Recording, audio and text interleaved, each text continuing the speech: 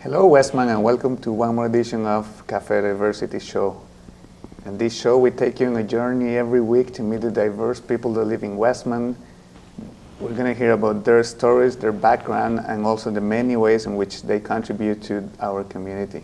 My name is Jaime Chinchilla. I am the Cultural Diversity Facilitator for Westman Immigrant Services.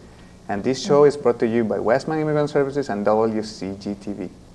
Today, we have with us Erin May. She's the Food Assessment Coordinator for Brandon Neighborhood Renewal Corporation. We have Ariel Kazmicki. She's a Brandon University fourth year nursing student. And we also have Amanda Dryden, who is also a Brandon University nursing student. Ariel and Amanda are both working with Erin in the project called Food Assessment in Brandon. So we're going to be hearing a lot about food awareness and food today. Hope I don't get so hungry listening about food, but let's just start with Erin. All right. We also always deal with cultural diversity in this show, and I said in my introduction that we'll also always, every time, like to hear about background of people. How do you consider yourself in terms of culture? In terms of culture? Yeah. I am a third and fourth Irish immigrant to Canada.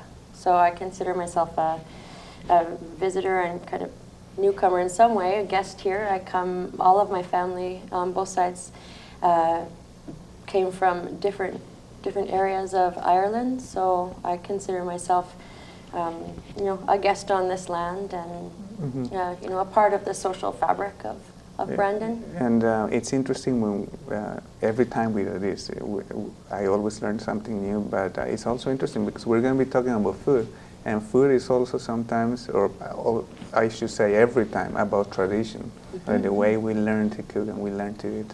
So thanks for sharing your background. Ariel? Well, I am a first-generation Canadian. My parents came here from the Netherlands, so there's a lot of interesting things that they have introduced into my life from home, but also being first-generation Canadian, it's interesting to show them Canadian things that they're not used to as well. So yeah, it's interesting at home. Thanks for sharing your background too. And finally, Amanda. Yeah. Well, I come from an array of backgrounds: Scottish, English, Irish, and Sweden. My grandparents came here, and so I consider myself Canadian at this point, I guess. Yeah. Well, that's the great thing about Canada, right? We can all keep our cultural background and be Canadians at the same time. I like to think that we can all do that, and so far, that's what I have found. Now, it's really interesting when we do this because it's also an exercise before talking about any topic. We're talking about food today, but now we can see through this, different light of cultural diversity, and that will probably give us some interesting things to talk about. So what is the food assessment project that you're working with? Okay, the food assessment is a community-based research project. So it's a partnership between academic researchers and community organizations to look at the gaps in food availability and affordability in Brandon. So, we're looking at what's not working well and how can we make food more accessible and available for residents. So it's a year-long project, and we're extending it for 6 months. And we're trying to gather as much information as we can about residents' experiences of food and what the community, in a really broad sense, what the community is looking for and what they think about their food security and food experience in Brandon.